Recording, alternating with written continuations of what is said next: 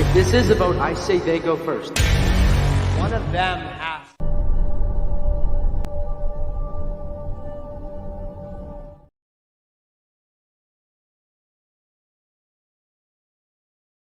Lima puluh orang secara misterius berkumpul di dalam sebuah ruangan, berjajar rapi membentuk lingkaran, dan mereka ini pingsan, tapi uniknya dengan cara berdiri dan tidak jatuh. Salah satu wanita kemudian sadar. Dia bingung di mana dan kenapa ada di sana. Dia mencoba melangkah, tapi belum juga keluar dari lingkaran merah yang ada di kakinya, ada alarm keras berbunyi, jadi dia spontan balik lagi ke posisi awalnya. Saat dia coba membangunkan orang di sampingnya, alarm juga berbunyi. Sampai ada pria yang terbangun dan menyuruh wanita itu untuk tidak bergerak. Sebuah benda bulat aneh muncul di tengah-tengah mereka, tidak ada yang tahu apa itu. Kemudian ada seorang wanita lagi tersadar dengan cukup panik dan langsung berteriak mencari temannya. Dia langsung keluar dari lingkaran. Kemudian, semacam listrik yang berasal dari benda bulat di tengah langsung menyetrum si wanita itu dan membunuhnya. Lalu alarm berbunyi lagi, kali ini membangunkan semua orang yang ada di sana. Terlihat ada macam-macam orang dari berbagai etnis, budaya, dan pekerjaan. Seorang pria panik melihat ada wanita mati di depan matanya, lalu berusaha kabur. Alhasil dia juga kesetrum dan mati karena keluar dari lingkaran tempatnya berdiri.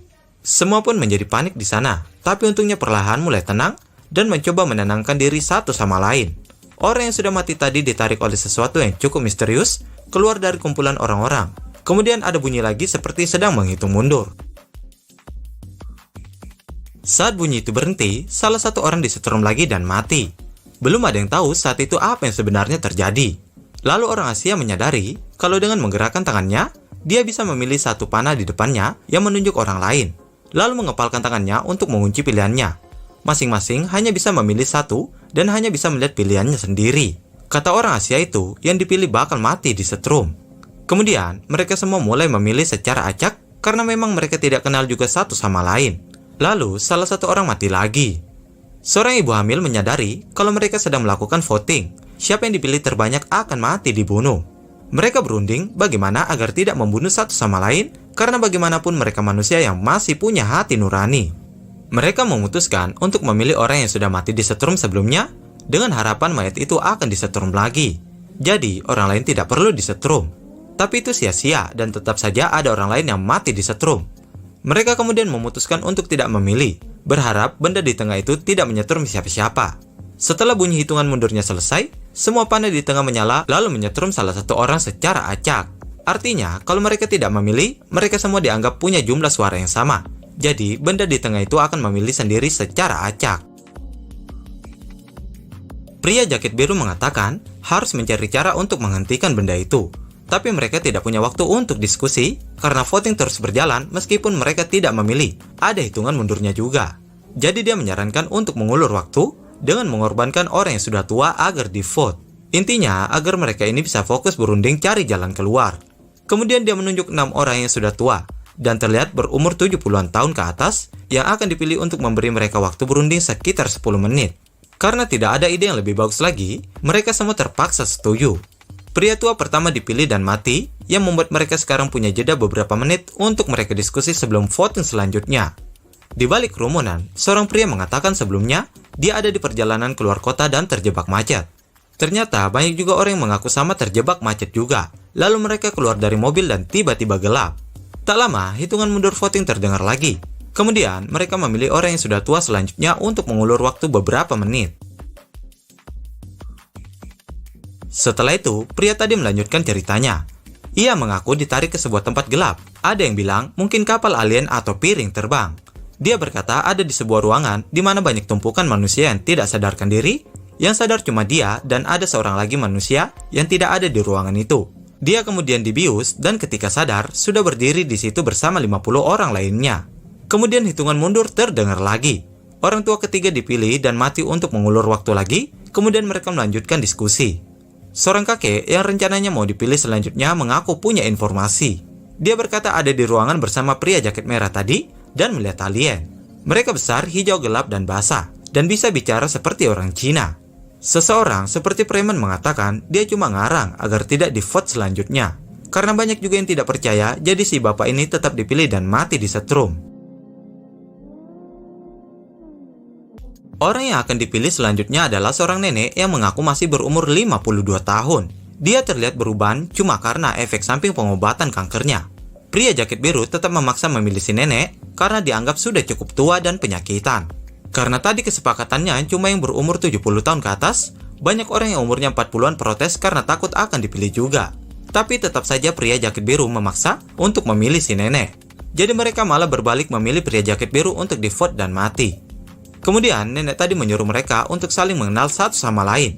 Siapa tahu mereka dipilih di sini karena suatu alasan yang sama. Jadi mereka mulai memperkenalkan diri mereka satu persatu. Yang pertama, seorang wanita yang cerita tinggal di Virginia, kuliah di sana, masih jomblo dan lain-lain. Sampai tak terasa hitungan mundur terdengar lagi. Beberapa orang malah ngevote si wanita tadi dan dia mati. Padahal dia cuma cerita dan gak ada yang salah sama ceritanya. Akhirnya tidak ada lagi yang mau bercerita tentang dirinya. Sampai saat ada seorang pria yang mau bercerita. Dia di situ bersama istrinya yang kebetulan ada di sampingnya. Dia meminta pada semua orang kalau terpaksa ngevote, tolong dirinya saja, jangan istrinya. Hitungan mundur terdengar, dan yang divote adalah salah satu nenek karena mungkin mereka bingung siapa yang dipilih. Akhirnya mereka kembali ke jalan yang terbaik tadi dengan memilih orang yang sudah tua. Kemudian salah satu pria bertopi disuruh untuk menceritakan tentang dirinya. Sayangnya, pria tersebut hanya bisa bahasa Spanyol, jadi mulai banyak orang yang menyuruh agar pria tersebut di-vote. Alasannya, karena akan susah nantinya untuk diskusi kalau tidak bisa berbahasa Inggris. Untungnya, wanita di belakangnya bisa bahasa Spanyol dan translate ke bahasa Inggris. Wanita itu disuruh bertanya apa pria bertopi itu imigran gelap, dan ternyata benar. Pria bertopi itu penduduk ilegal di Amerika. Salah satu pria kantoran semakin yakin untuk nyuruh ngevote pria bertopi. Tapi untungnya masih banyak juga yang membela pria bertopi. Dan saat hitungan mundur terdengar, yang terpilih malah salah satu wanita dengan acak. Entah apa alasannya banyak yang memilih wanita itu. Salah satu polisi kemudian mengenali seseorang yang bertampang preman yang bernama Raul. Lalu polisi bilang Raul pernah membunuh pacarnya sendiri. Awalnya Raul tidak mengaku, tapi setelah didesak terus oleh polisi, akhirnya dia ngaku kalau membunuh pacarnya karena suatu alasan.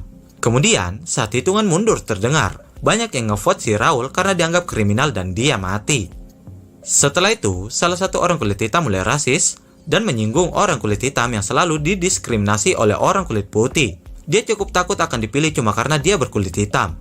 Tapi untungnya banyak juga orang yang tidak mempermasalahkan kulit dan tidak terpancing dengan omongan pria jas kotak-kotak itu. Sampai akhirnya polisi tadi mulai terpancing dan mulai ngomong jelek tentang orang kulit hitam. Karena banyak juga orang kulit hitam di sana selain pria baju kotak-kotak tadi. Karena perbuatannya itu, banyak yang ngevote polisi itu dan dia mati. Setelah sekian banyak vote yang memakan korban, semua mencoba tenang dan mencari jalan keluar lagi.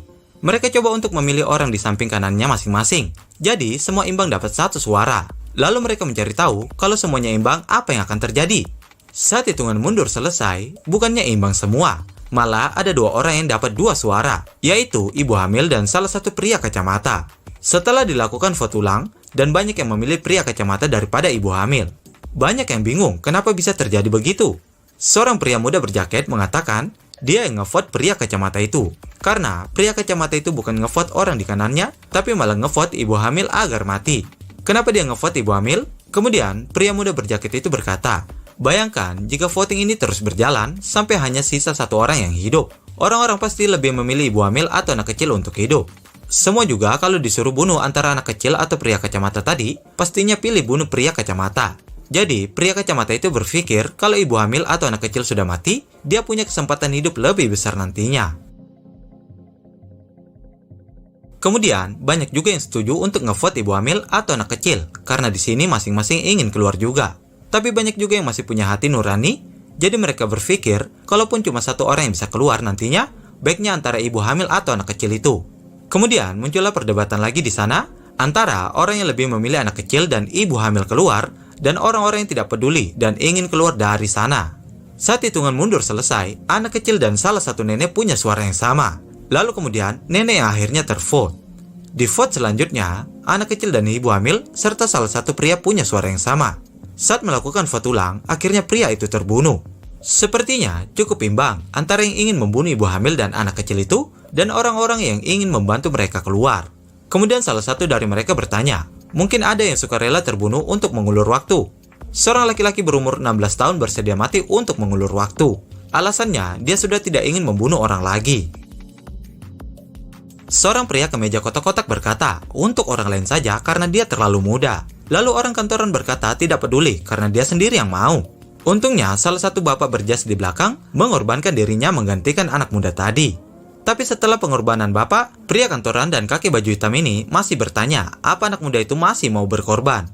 Sementara anak muda yang masih polos itu bersedia dan di hitungan mundur selanjutnya dia keluar dari lingkaran dan terbunuh. Belum cukup 2 orang sukarelawan. Mereka masih mencari orang yang mau mengorbankan diri. Ada seorang ibu-ibu yang bercerita, ditinggal anaknya mati tahun lalu. Jadi, dia bersedia untuk mati juga. Di vote selanjutnya dia melangkah keluar dan mati. Seorang pendeta kemeja biru berkata, dia berkorban untuk orang lain pasti ada imbalannya. Beberapa orang tidak percaya dengan kata-kata si pendeta, lebih tepatnya tidak percaya dengan Tuhan. Salah satunya pria jas hitam ini yang malah memaki-maki Tuhan dan berkata, benda bulat di tengah itulah yang seharusnya dipanggil Tuhan karena bisa dengan bebas membunuh orang lain. Dia bahkan mengatakan orang-orang yang percaya Tuhan itu sangat bodoh. Jadi, karena ucapannya ini, banyak orang yang kurang senang dan ngevote dia. Tapi entah kenapa, hasil voting pria jas hitam itu bisa sama dengan seorang wanita. Dan ketika di vote kedua pun yang mati malah si wanita, padahal dia tidak berkata apa-apa. Kemudian, pria jas hitam itu mulai panik karena takut salah ngomong lagi, dan mulai memfitnah wanita di sampingnya. Katanya, dia kenal dengan wanita yang merupakan bintang porno. Wanita itu langsung membantah tuduhan itu. Tapi tetap saja si pria jas hitam itu terus memancing-mancingnya sambil teriak-teriak sampai wanita itu nangis. Jadi, saat hitungan mundur, banyak orang yang ngevote pria jas hitam itu dan dia mati. Selanjutnya, mereka mulai memperhitungkan siapa saja yang punya anak dan tidak. Kata pria baju hitam kacamata ini, mungkin orang yang belum berkeluarga bisa menjadi relawan untuk mati karena tidak sedang menanggung anggota keluarga. Tentu saja banyak yang tidak setuju. Tapi entah kenapa, saat hitungan mundur selesai, salah satu wanita yang masih cukup muda terpilih dan mati. Pria kantoran kemudian bertanya pada seorang wanita ini, punya anak berapa, suaminya kerja apa? Dan jawabannya cukup mengejutkan, di mana wanita itu ternyata adalah seorang lesbon yang punya istri dan seorang anak. Pria kantoran tadi langsung memaki-makinya. Katanya dia berdosa, harus di-vote dan tak layak hidup. Tapi orang lain tidak mempermasalahkan wanita itu. Meskipun begitu, pria kantoran itu tetap memaki-maki wanita itu. Alhasil, saat voting, pria itu mati. Singkat cerita, vote selanjutnya pria dan wanita yang saling kenal tadi dapat suara yang sama lalu keduanya mati. Mereka cukup bingung karena mereka pikir yang akan mati cuma satu dan acak. Tapi ternyata tidak begitu kalau yang imbang ada 2 orang. Jadi mereka mulai berpikir bagaimana nanti kalau ujung-ujungnya yang tersisa cuma ibu hamil dan anak kecil. Salah satunya harus berkorban agar tidak imbang dan mati keduanya. Jadinya mereka harus memilih salah satu antara ibu hamil atau anak kecil agar tidak mati dua-duanya. Pria baju hitam kacamata ini mulai bertanya tentang ibu hamil dan ternyata dia hamil di luar nikah dan ditinggal laki-lakinya. Jadi pria tadi mulai bertanya, kalau tak ada suaminya, bagaimana dia membesarkan anaknya? Banyak yang kasihan dengan wanita hamil karena cukup terpojok dan balik bertanya pada pria kacamata, dia sendiri kerja apa? Pria itu berkata kalau dia kerja di bank, sering memberikan bantuan pinjaman pada orang-orang, dan sering juga memberikan sumbangan uang, jadi dia cukup berguna bagi masyarakat. Tapi pria baju kotak-kotak mengatakan, tidak peduli seberapa bergunanya, yang penting nantinya yang keluar, kalau nggak ibu hamil ya anak kecil, karena menurutnya yang paling layak. Banyak juga yang setuju dengan pria baju kotak-kotak, dan rela mengorbankan diri demi salah satu dari mereka keluar. Di vote selanjutnya, salah satu wanita yang juga membela ibu hamil dan anak kecil, di vote lalu mati. Pria jaket merah ini cukup jeli dan sadar kalau satu orang yang ingin mengeluarkan ibu hamil dan anak kecil akan mati di vote. Tujuannya supaya nanti mendapat suara mayoritas untuk membunuh keduanya dan mementingkan diri sendiri. Jadi mulai saat itu mereka terbagi menjadi 2 kubu. Kubu A yang rela berkorban dan ingin mengeluarkan salah satu dari ibu hamil atau anak kecil. Kubu B yang ingin membunuh mereka berdua.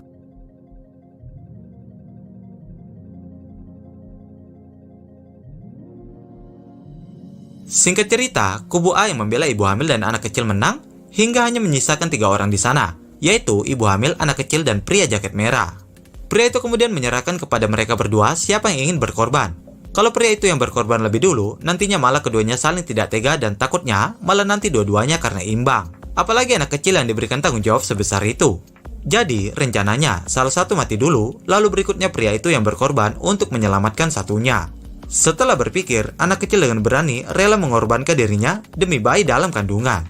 Kemudian hitungan mundur berbunyi, meskipun awalnya ragu-ragu, dengan sedikit dorongan dari pria jaket merah, anak kecil itu melangkah keluar di detik-detik terakhirnya, dan bersamaan dengan pria yang dengan cepat ngevote ibu hamil di detik terakhirnya.